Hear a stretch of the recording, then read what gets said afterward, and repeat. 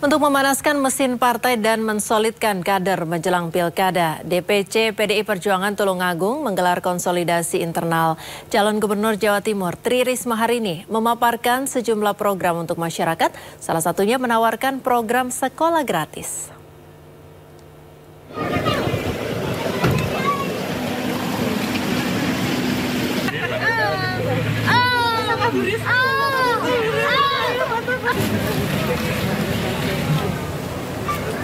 Calon Gubernur Jawa Timur nomor urut 3 Tri Risma hari ini menghadiri kegiatan konsolidasi internal DPC PDI Perjuangan Tulungagung Minggu siang. Konsolidasi ini dilakukan untuk lebih mengkristalkan langkah-langkah proses untuk mencapai kemenangan. Di hadapan para pengurus partai dan relawan, Risma memaparkan sejumlah program untuk ditawarkan pada masyarakat, diantaranya pengentasan kemiskinan dan sekolah gratis. Bisa dibuka Mas Karyo, Mas Umar.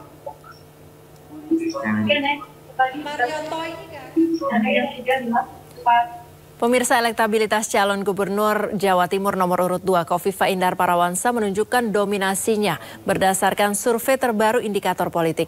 Elektabilitas Khofifah unggul dibandingkan dua cagup Jatim lainnya yaitu Tri Risma hari ini dan Lulu Nur Hamidah.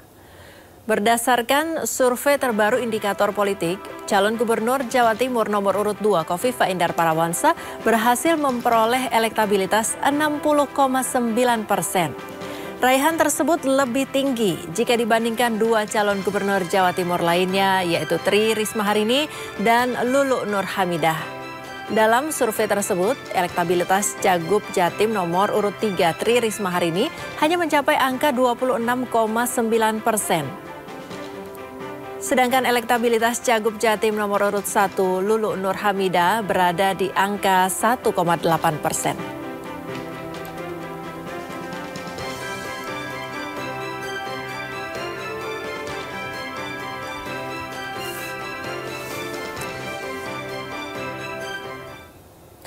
Pilkada 2024 menghadirkan 3 sosok perempuan yang akan bersaing untuk meraih kursi sebagai Gubernur Jawa Timur.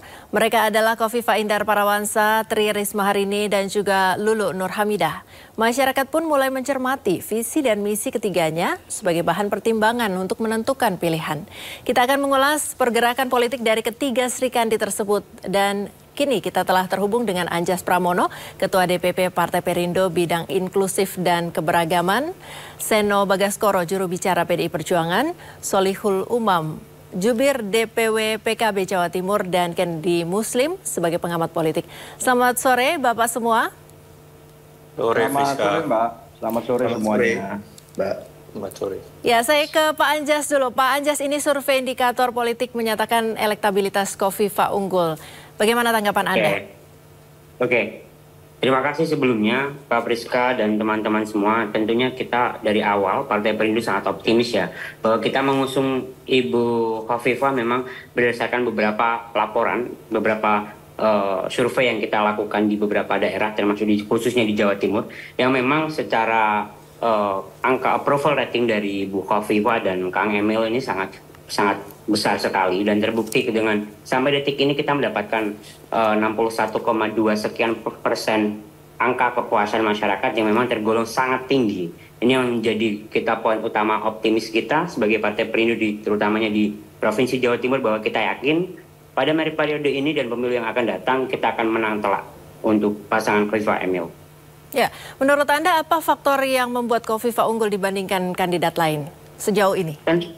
Tentunya kita berdasarkan kualitas kerja dan bagaimana program-program kerja yang telah dilakukan oleh Bu Khofifah selama 5 tahun ke belakang.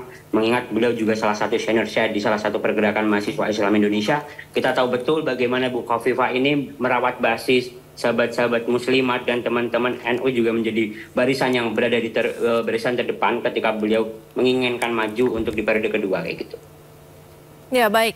Pak Kennedy, menanggapi tentang Khofifah yang unggul di Jawa Timur sejauh ini secara persentase dari indikator politik bagaimana?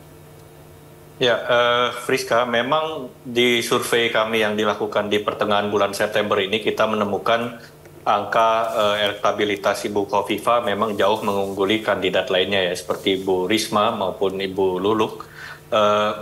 Ini bisa dijelaskan oleh 3 faktor. Satu, approval rating yang sangat tinggi kepada Ibu Hovifah mencapai hingga 85% hampir. Kemudian juga 2, faktor popularitas. Ini menurut saya sangat wajar karena Bu Hovifah bagaimanapun juga adalah incumbent dan juga petahana yang sudah selama 5 tahun menjabat sebagai gubernur dengan approval rating yang sangat tinggi. Kemudian juga tingkat penerimaan kembali untuk menjabat sebagai gubernur pun juga tinggi. Di survei kami ketika ditanyakan apakah responden menginginkan kembali Bu Hovifah untuk menjadi gubernur, itu ada hampir 67% responden survei yang mengatakan mereka menginginkan kembali Bu Hovifah untuk kembali duduk menjadi gubernur. Namun ini tidak menutup kemungkinan bagi Bu Risma sebagai penantang terdekat dengan angka survei di 26% untuk bisa mengejar, karena ada gap popularitas yang lumayan jomplang sehingga itu masih menyisakan ruang bagi Bu Risma untuk meningkatkan elektabilitas dan popularitasnya gitu. Popularitas Bu Risma sendiri masih di angka 60-an% dan memang kalau kita lihat, kita bedah dari sisi demografi di data survei, basis dukungan Bu Risma saat ini masih sangat terkonsentrasi di basis merah, dan juga basis merah ini maksudnya basis PDIP dan juga di kalangan perkotaan gitu. Jadi Bu Risma memang punya PR untuk bagaimana memperluas basis di wilayah pedesaan dan basis pemilih di menengah ke bawah dan juga kalangan santri gitu ya, kalangan NU loh gitu. Dan ketika kita analisa di responden yang mengetahui 3 nama, memang ada terjadi peningkatan elektabilitas oleh Bu Risma gitu. Oleh karena itu saya melihat masih ada peluang bagi Bu Risma untuk mengejar ketertinggalannya, meskipun Bu Hovifah saat ini memang sangat dominan gitu jika kita cermati dari angka survei. Namun ini wajar karena Bu Risma kan praktis baru bekerja selama satu bulan terakhir ya, sejak penetapan KPU, dan proses penentuan bahwa Bu Risma yang dipilih oleh Ketua Umum Ibu Megawati juga bisa dikategorikan sebagai keputusan last minute ya, oleh karena itu waktu sosialisasi juga masih baru singkat dan masih ada 1 bulan lebih ke depan untuk gencar melakukan sosialisasi bagi Bu Risma maupun juga Bu Lulu yang popularitasnya masih di angka 6,6%. Jadi memang mesin partai PKB dan juga PDIP perlu bekerja keras untuk meningkatkan popularitas dari kandidat yang diusung ini. Baik, Pak Seno? Ya, Mbak Friska. Ya, Pak Seno, kalau melihat angka ini tadi disebutkan Bu Risma ini ada di 26,9%, sedangkan Ibu Hovifah di 60,9%. Bagaimana Anda melihat angka ini, Pak Seno? Ya, buat kami sebagai pasangan non-incumbent, non-petahana, yang dikatakan Pak Kennedy Muslim tadi, bahwa starting point kita itu sangat dekat dengan injury time pada waktu penetapan calon dari PDI Perjuangan. Itu sangat dekat waktunya dengan pendaftaran di KPU. Tetapi sampai hari ini kita sudah mendapatkan angka elektoral sebesar hampir 27%. Buat kami sebagai pasangan penantang incumbent, ini modal elektoral yang cukup signifikan dan masih menumbuhkan rasa optimisme yang luar biasa bagi kami. Memang kami sadari secara analitis bahwa PR kami saat ini adalah bagaimana caranya agar popularitas Bu Risma bisa segera mencapai angka yang lebih maksimal. Dengan popularitas 60% saja, elektabilitasnya hampir 27%. Apalagi nanti kalau bisa digenjot ke angka 90 sampai menuju 100%. Saya rasa nanti potensi kenaikan elektabilitas itu masih sangat ada. Kenapa? Karena masa kampanye kita masih menyisakan waktu cukup panjang. Ada waktu sekitar 2 bulan. Dengan demikian seluruh kampanye gagasan yang sedang kami siapkan itu upayanya akan kami dorong semaksimal mungkin masuk ke berbagai kelompok segmentasi pemilih. Karena isu yang kami bawa adalah isu yang saya rasa menempatkan warga Jawa Timur sebagai pemilih yang terhormat, pemilih yang rasional, pemilih yang punya prinsip jati diri dan pakem sosiologis, tetapi siap untuk menyiapkan diri sebagai salah satu provinsi yang akan menjadi sangat penting pasca perpindahan status ibu kota ke IKN. Maka dari itu kemungkinan program kami semuanya adalah bicara tentang mempersiapkan SDM yang berkualitas. Sekolah gratis misalnya yang tadi disampaikan di dalam video awal, bagaimana kepemimpinan Bu Risma semasa menjadi wali kota Surabaya itu berhasil menciptakan sekolah gratis dari SD, SMP, SMA, SMK sederajat di sekolah negeri, itu harapannya bisa direplikasi di provinsi tanpa iuran, tanpa pungutan. Karena semangat utamanya adalah resik-resik Jawa Timur. Sehingga saat pemerintahannya bersih, dipimpin oleh orang yang bersih, yang bebas dari isu-isu korupsi, isu kolusi dan nepotisme, yang terbukti rekam jejak politiknya bersih, itu pelayanan publik juga akan didorong secara maksimal. Itu yang akan kami bawa selama sekian bulan ke depan. Dengan harapan itu kami optimis bahwa popularitas Bu Risma akan segera meningkat, demikian pula diikuti dengan elektabilitasnya. Itu Mbak Friska dari kami. Baik, Pak Solehul, ini dari 3 calon gubernur, Ibu Lulu Nur Hamidah sepertinya angkanya paling kecil begitu ya. Ini tercatat 1,8% menurut indikator politik. Bagaimana tanggapan Anda dan tim? Ya, baik. Terima kasih Mbak Friska. Kami di DPW PKB Jawa Timur sebenarnya masih tetap optimis terhadap apa yang sudah ditetapkan oleh DPP PKB bahwa pasangan Lukman ini akan bisa menjadi pasangan yang layak tanding bagi Bu Khofifah. Angka 50 ke atas itu, 60 bahkan lebih dari 50% itu wajar karena mungkin Bu Khofifah sudah 4 kali tanding di Jawa Timur, 4 kali ini.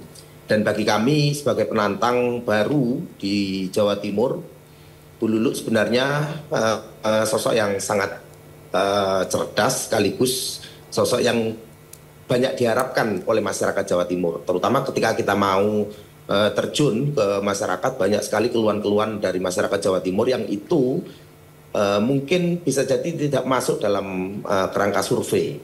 Terus kemudian yang kedua, kami juga menyadari sebenarnya ini ada ambiguisitas. Satu sisi potensi pelemahan, kemunduran pertumbuhan ekonomi di Jawa Timur itu menjadi isu sentral di Jawa Timur hari ini. Namun survei Bu Khofifah itu sangat tinggi. Kita agak sanksi ketika ada hal yang semacam itu, 2 posisi yang sangat ambigu. Nah, bagi kami bisa jadi masyarakat Jawa Timur ini sudah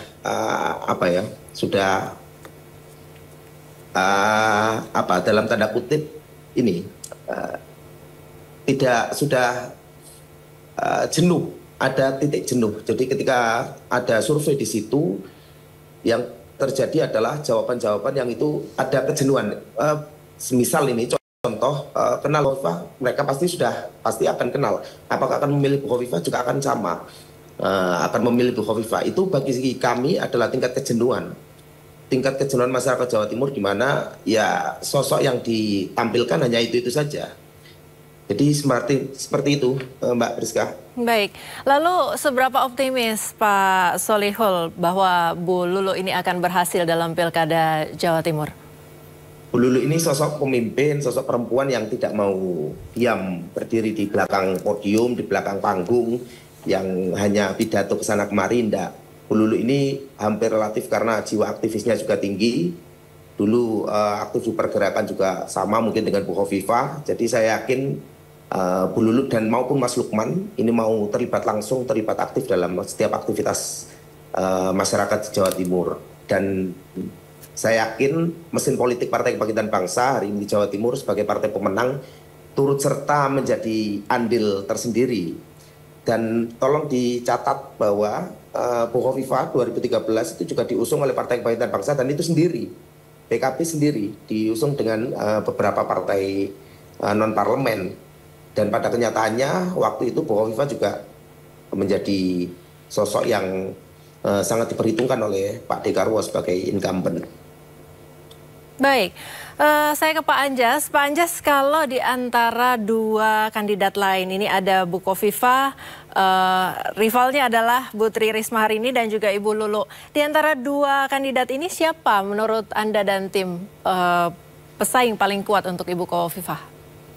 Tentunya 2 orang tadi yang disebutkan sama-sama dengan senior saya semua, dan tentu saya takzim kepada mereka semua, termasuk Mbak Lulu dan juga ada Bu Risma juga di sini. Tapi satu hal yang ingin kita titik beratkan dari tim kampanye Bu Khofifah dan Kang Emil adalah bagaimana kita dapat melakukan make sure kepada teman-teman yang ada di posisi sebagai swing voter dan teman-teman Gen Z. Karena kita melihat bagaimana itu yang akan menjadi fokus utama kita selama 1 sampai 2 bulan ke depan tentunya teman-teman ya. Karena ketika kita melihat teman-teman PKB mempunyai basis yang luar biasa hebat, teman-teman PDIP dan juga Mas Seno dan teman-teman juga memiliki basis yang luar biasa militan. Tentu mereka adalah teman-teman kita yang mempunyai basis massa yang sangat kuat. Akan tapi kami masih optimis bagaimana kepuasan kinerja terhadap 5 tahun pasca 1 periode Bu Khofifah ini ternyata membuktikan bahwa masyarakat Jawa Timur merasa puas. Ada beberapa program-program secara yang kita melihat bagaimana dapat diterima dengan baik oleh masyarakat, khususnya di daerah Jawa Timur. Yang tentunya ini menjadi salah satu alasan kuat kenapa kita sangat optimis bahwa kita akan menang telak dengan margin yang sangat tebal ketika kita dibandingkan dengan lawan-lawan yang lain kayak gitu. Meskipun masih ada waktu 1,5 bulan bahkan 2 bulan yang akan ke depan, kita tidak akan pernah untuk berhenti untuk mengkampanyekan, dan fokus utama kita nantinya adalah penguatan pada generasi Z, Gen Z dan juga teman-teman pemilih pemula untuk pada pada bulan November nanti di 2024. Baik, Pak Kennedy, kalau menurut Anda bagaimana karakteristik pemilih di Pilkada Jawa Timur ini? Tadi Pak Anjas sudah sempat menyebutkan Gen Z begitu. Apakah cukup besar angkanya di Jawa Timur dan cukup menjadi poin untuk kemenangan dari ketiga calon ini?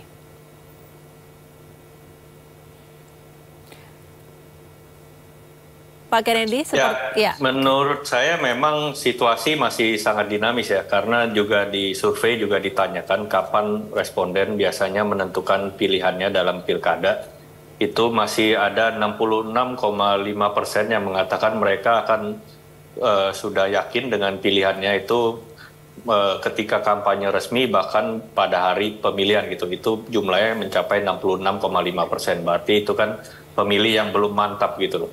Jadi masih ada 2/3 pemilih itu yang masih bisa merubah pilihannya gitu. Meskipun pada saat ini ketika ditanyakan itu balik lagi ke rumus dasar elektoral ya. Maksudnya popularitas, elektabilitas itu sangat ditentukan oleh tingkat popularitas gitu, karena kalau pemilih tidak kenal maka mereka tidak akan memilih gitu loh.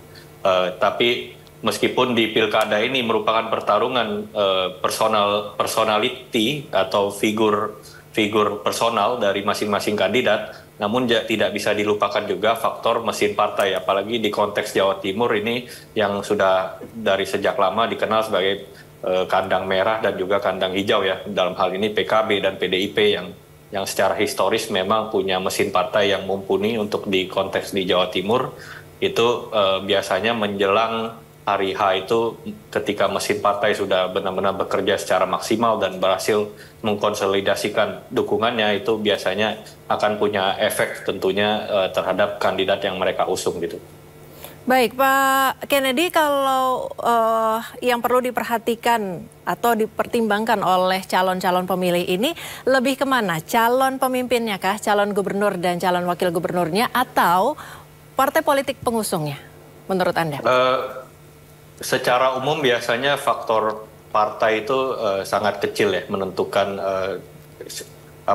koalisi yang gemuk. Itu belum tentu juga jika mereka mengusung kandidat yang popularitas dan elektabilitasnya rendah, itu juga biasanya tidak efektif gitu loh. Meskipun koalisi didukung oleh koalisi yang gemuk, karena faktor figur personal dan personal kandidat itu lebih dominan daripada faktor mesin partai dalam pilkada-pilkada pada umumnya gitu. Namun di kali ini menurut saya di Jawa Timur masing-masing kandidat tentu perlu bertarung visi dan gagasan serta isu-isu ya, maksudnya. Ini belum memperhitungkan jika ada isu negatif yang menyerang salah satu kandidat, isu korupsi, isu apa, itu pun juga masih bisa menjadi game changer dalam pilkada gitu. Itu makanya saya tadi mengatakan bahwa masih sangat dinamis situasi 2 bulan mendatang. Ini tentu perlu kita cermati terus dengan survei-survei berikutnya. Baik, ada yang perlu diwaspadai oleh masing-masing kandidat dalam masa kampanye ini, Pak Kennedy? Masing-masing tentu punya tantangannya sendiri ya. Seperti tadi saya katakan, kalau untuk Bu Khofifah memang relatif sudah cukup dominan bagaimana dia mempertahankan momentum dan juga menjaga soliditas dari koalisi yang sudah dibangun selama ini. Bagi Bu Risma tadi masih ada ruang untuk meningkatkan popularitas dan juga bagaimana mengkonsolidasikan basis merah atau basis pemilih PDIP, karena kalau kita membaca dari data survei pertengahan September tadi, basis pemilih PDIP masih terbelah dua merata ya, antara Bu Hovifah dengan Bu Risma gitu. Begitupun juga dengan Bu Lulu, bagaimana ia bisa mengkonsolidasikan basis dukungan PKB, karena basis dukungan PKB saat ini mayoritas hampir 78 sampai 80% itu masih ke Bu Hovifah gitu. Dan ini wajar karena Bu Hovifah dulu juga secara historis dan juga secara kultural dekat dengan PKB ya, secara historis gitu. Menurut saya itu masing-masing tantangan bagaimana masing-masing kandidat bisa meningkatkan elektabilitas mereka ke depan. Baik, terima kasih Pak Anjas Pramono, Ketua DPP Partai Perindo, Seno Bagaskoro Jubir PDIP, Bapak Solihul Umam Jubir DPW PKB Jawa Timur, dan Bapak Kennedy Muslim, pengamat politik, sudah bergabung bersama kami di Sondo sore hari ini. Salam sehat Bapak, selamat beraktivitas. Terima kasih Mbak Friska, Terima kasih semuanya.